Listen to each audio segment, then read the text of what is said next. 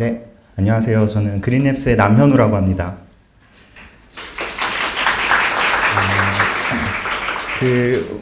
이번이 이제 저희 미덕 행사 처음이다 보니까 제가 그냥 간단히 좀 메시지를 담아봤는데요. 편하게 들어주시면 될 것 같습니다. 저는 뭐 기술적인 내용을 담고 있는 내용은 아니고요. 저희가 이 행사의 부제가 함수형 개발자로 성장하기인데요. 혹시 이 논문을 좀 보신 분이 계실까요? 왜 함수형 프로그래밍이 중요할까? 사실 저도 안 봤습니다. 근데 이게 되게 밥 먹듯이 인용이 되는 글이더라고요. 그래가지고 제가 이 장표를 좀 요약을 해봤습니다. 이거는 이제 1990년, 지금부터 한 30년도 더 전에 나온 논문이고요. 존 휴라는 사람이 쓴 글입니다. 그래서 이 논문을 처음 보면 이제 지금 시대에 비춰봐도 좀 유효한 내용들이 많이 있어요. 네, 한번 읽어보실까요? 함수형 프로그래머들은 변수 없음, 부수 효과 없음 등을 강조하지만 구체적으로 이게 무슨 장점이 있는지 잘 설명하지 못한대요. 그래서 이제 사람들이 이걸 몰라주는 것도 당연하다. 네. 네. 지금 시대에서는 어떤지 잘 모르겠습니다. 근데 제가 주변에 막 이렇게 한참 얘기했을 때 별로 공감을 못 하기는 했었어요.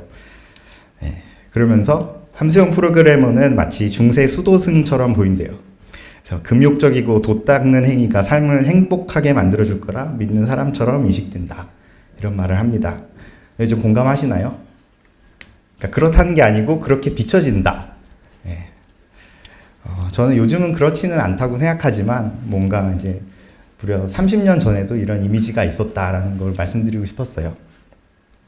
그래서 함수형 프로그래밍 을 무시하는 시류도 잘못됐지만 우리가 그거에 대해서 뭔가 호소력 있게 장점을 어필하지 못하고 있다. 이런 주장을 담고 있습니다. 그래서 이 다음에는 이제 이 당시는 다익스트라 선생님의 구조적 프로그래밍에 대한 뭐 고투문의 해로움 이런 게 나오던 시절이었던 것 같아요. 근데 거기에 대해서 이제 갑론을박도 있었던 것 같고요.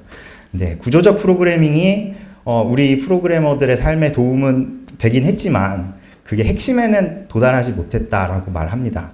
그래서 생산성에 큰 향상을 가져온 거는 모듈식 설계였다라고 해요. 네. 요즘도 많이 강조되는 개념이죠. 네. 그리고 이제 모듈식 개발의 중요성을 강조한 언어들이 있는데요. 모듈라라던가 에이다 이 둘 다 훌륭하지만 여전히 놓친 게 있다고 합니다. 바로 문제를 분해하고 조립할 수 있는 언어적인 수단을 제공해야 된다. 이렇게 말을 합니다. 그러니까 정리하면 성공적인 프로그래밍의 핵심은 모듈화라고 할 수 있겠죠. 네. 그래서 이제 이 논문의 서두는 그렇고요. 본문에서 전달하려는 거는 그래서 두 가지 조립 수단을 제시한다고 하는데 첫 번째는 이제 고차 함수 그리고 두 번째는 바로 지연 평가입니다. 이게 1990년대에 이제 강조되는 개념이었던 것 같고요. 혹시 회사에서 고차 함수를 좀 적극적으로 쓰시는 분 계신가요? 많진 않네요. 그래도 많을 거라고 생각을 했는데 손을 안 드신 거라고 생각하겠습니다. 한편 그러면 지연 평가에 대해서 좀 쓰거나 그 회사 내에서 적극적으로 도입한 회사가 있을까요? 네, 아마 없으실 거라는 생각을 했습니다. 저희 콘스텍츠에 계신 분들은 뭐 지연 평가를 많이 쓰시겠지만, 네. 그래서 함수는 이제 요즘 저희가 다루는 언어 웬만한 데서는 1급 객체로 취급을 하죠. 그러다 보니까 이제 고차 함수 이런 건 좀 일반적인 개념이 됐고요.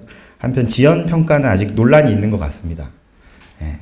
특히나 뭐 이제 이 논란이 있다 보니까 언어에서 레이지랑 이거 둘 다 제공하는 경우도 있는 것 같아요.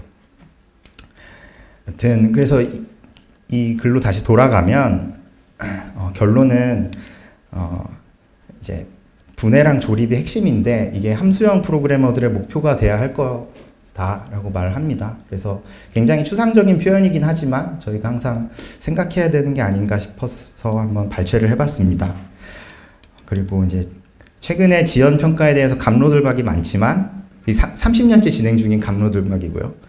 그래서 상수를 했듯이 당연히 지연평가 역시 1급 요소로 다뤄져야 된다고 합니다. 그래서 그 그린랩스에서는 백엔드에서 클로저라는 것을 사용하고 있는데요. 개인적인 경험으로 좀 생각을 해보면 언어 자체는 그 레이즈하지 않지만 자료 구조 자체는 뭐 스트림이나 이런 걸 통해서 레이즈하게 평가되는 게 좀 좋은 경험이 됐던 것 같습니다. 그래서 오늘 핸즈온 세션에서도 뭐 그 무한대를 다루는 혹은 유한하지 않은 그런 자료 구조에 대해서 다루는 시간이 있었던 걸로 아는데 그게 현실에서 쓰이면 굉장히 선언적인 코드가 되고 가독성도 좋고 좀 경험을 할 수 있었던 것 같습니다.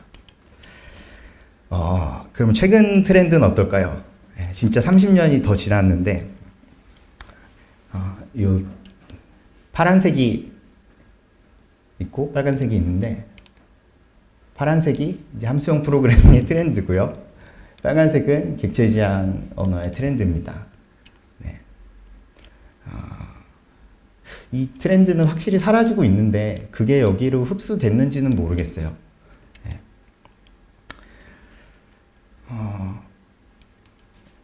한편 이제 2022년에 언어 순인데요. 아마 보신 분들도 계실 것 같습니다. 이렇게 1등부터 10등까지 있는데 여기에 이제 함수형 언어라고 할 만한 게 없어요. 네, 그래서 오늘 여기 오신 분들을 죄송합니다만 여기엔 없습니다. 근데 왜 이렇게 이제 그 대세가 되지 못할까에 대한 걸 좀 찾아봤는데 FP가 죄송합니다. 대세가 되지 못한 이유에 대해 분석한 영상이 있더라고요. 유튜브에. 그래서 그 조회수가 한 120만이 넘는 되게 많이 본 영상인 것 같아요. 그래서 왜 함수형 프로그래밍이 대세가 되지 못했을까 이런 내용인데 이 발표자는 반대로 그 이제 대세가 된다는 거가 뭔지 혹은 그 성공한 언어들 혹은 성공한 패러다임의 특징을 거꾸로 분석을 해봤대요.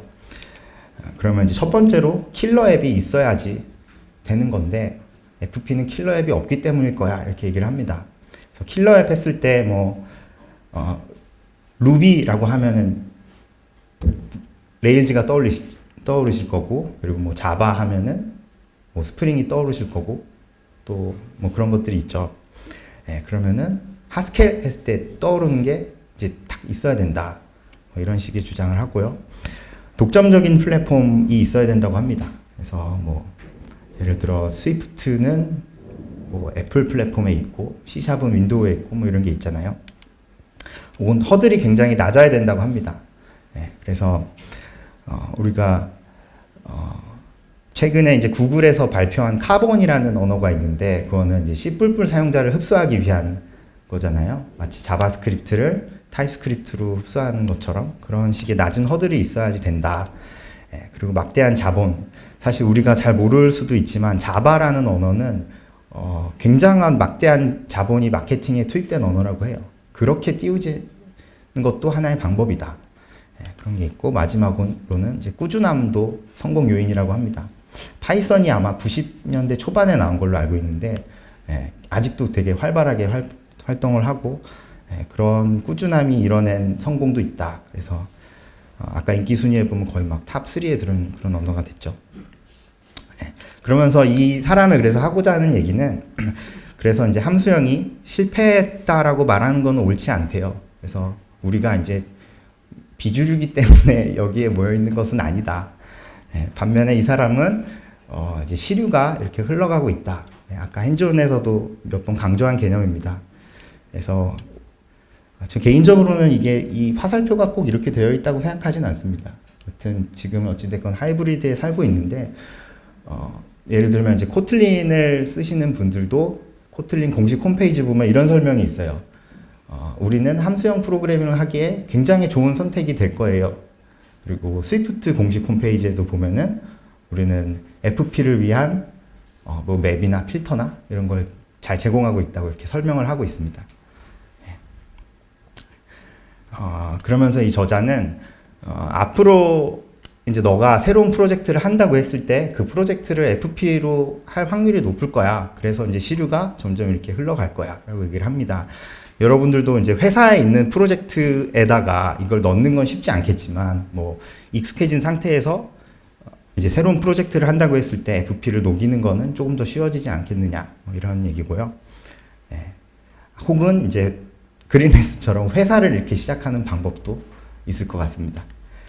한편 좀 극단적인 주장을 하는 사람들도 있어요. 예.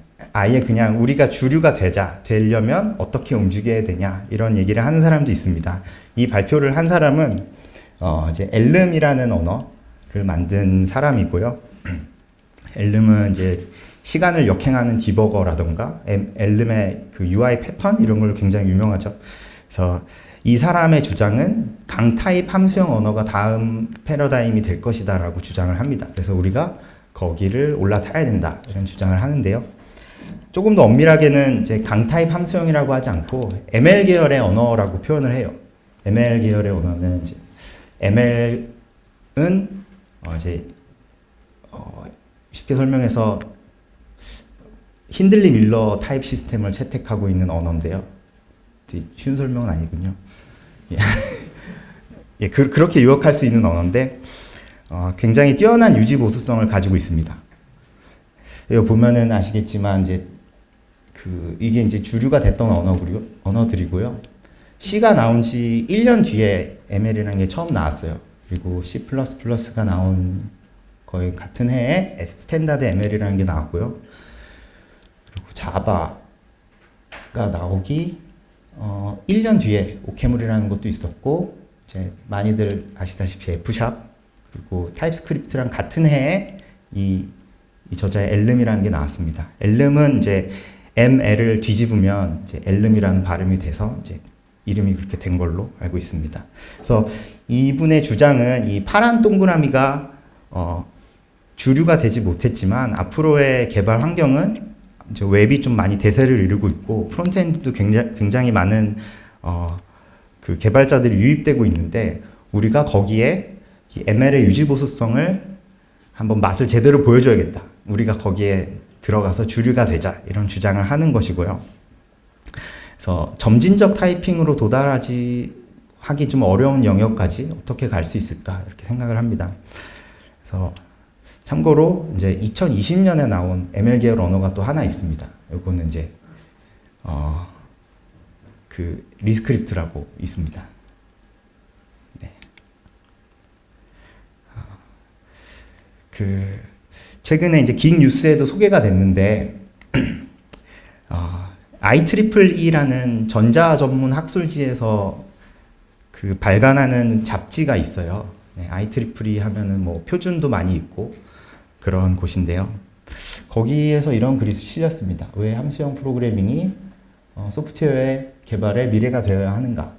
네, 근데 이게 전기전자 전문 학술지의 함수형 프로그래밍이 좀 생소하잖아요. 네, 그렇지만 이제 그만큼 시류가 되고 있다라는 걸 저도 느꼈고요. 그래서 이 행사 준비하면서 정말 많은 우리의 방향이 맞구나 이런 생각이 들었습니다. 여튼 이 글을 이제 이것도 좀 영어로 돼 있어서 제가 몇 개를 그냥 번역을 해서 가져왔는데요. FP를 쓰면 좀 더 적은 개발자로 많은 일을 할 수 있다고 해요. 네, 제 주장은 아닙니다. 그 FP는 또 뛰어난 개발자를 채용하는데 많은 도움이 될 거라고 합니다. 또 이제 채택하면 품질이 향상되고 또 디버그 시간도 줄어들 거라고 말을 하고 있어요. 네, 근데 저희가 이 행사를 준비하기까지 그린랩스에서는 함수형 언어를 택해서 한 2년 반 동안 함수형 개발팀을 운영을 해왔어요. 진짜 아무것도 없던 시절부터 해봤는데 많이 공감을 하고 있습니다. 그래서 일단 팩트 체크를 해보자면 저는 이게 대체로 사실이라고 생각합니다. 네. 그래서 실제로 적은 개발자로 말하는 게 이제 왜 완벽한 사실이 아니고 대체로 사실이냐면 저희가 뭐 아무리 여기서 기술적인 논의를 한다고 해도 실제 현업에서는 뭐 요구사항을 분석하거나 아니면 커뮤니케이션 하거나 뭐 문서를 작성하거나 이런 데 시간을 절대적으로 훨씬 더 많이 쓰더라고요. 네. 그러니까 대체로 사실이라고 생각합니다. 그리고 뛰어난 개발자를 채용하는 데 도움이 될 것, 저는 이것은 매우 사실이라고 생각하고요. 네, 저는 이 자리에 오신 분들이 뭐 그냥 이런 자리에 관심이 없는 분들보다는 더 뛰어난 개발자라는 사실에 동의합니다. 네, 그리고 이제 FP를 채택하면 품질이 향상되고 디버그 시간이 줄 것. 저 이것도 대체로 사실이라고 생각합니다. 네, 다만 이제 채택하는 것만으로는 되지 않고요. 저희도 이제 채택했다고 이게 좋아졌다면 그냥 뭐 다른 회사들도 당연히 채택을 했겠죠. 예, 그치만 좀 어려움을 겪고 있고 계속 투자가 되어야 되는 거는 이제 꾸준한 배움이 필요하다는 점인 것 같습니다. 그래서 저희가 이런 행사를 하는 것도 그렇고 사실 뭐 꾸준한 배움이 필요하다는 거는 다른 언어와 다를 바는 없어요. 다만 이제 함수형 패러다임에 대한 공부는 뭔가 좀 누적이 되는 그런 성향이 있기 때문에 좀 후회하지 않는 공부의 방향성이라는 생각을 합니다. 네, 그래서 이제 거의 다 끝났는데 그래서 FP의 미래는 주류 언어에 이제 점점 보이기 시작하기 때문에 소프트웨어 업계에 패러다임 시프트가 일어나고 있다. 네, 그래서 저희도 이런 흐름을 만들었다기보다는 이런 흐름에 있기 때문에 이런 자리가 생긴 거다라고 생각을 합니다. 다만 아직까지도 이 업계가 완전히 전환하기 되기까지는 많은 작업이 필요하대요. 네, 그래서 하지만 이제 얻을 수 있는 이점이 분명하기 때문에 방향에 대한 의심은 하지 마라. 혹시 오늘 이 자리에 그래, FP 얼마나 좋은지 한번 드러나 보겠어 하면 오신 분 계신가요? 그런 분 안 계시죠? 네, 의심은 불필요하다. 다시 강조드리고 싶습니다. 그래서 그 글을 마지막으로 요약을 하면 네, 함수형 프로그래밍으로 성장하기라는 걸 준비하면서 또 저희가 느꼈던 거기도 하고요. 일단 배우기는 어렵지만 한번 배우고 나면은 우리가 좀 덜 황당한 코드를 작성하는 데 도움을 준대요. 네, 그래서 오늘 미드업도 굉장히 준비를 많이 해주신 걸로 알고 있는데 같이 성장하고 좀 황당한 코드를 덜 만들어 나갔으면 좋겠습니다. 네, 감사합니다.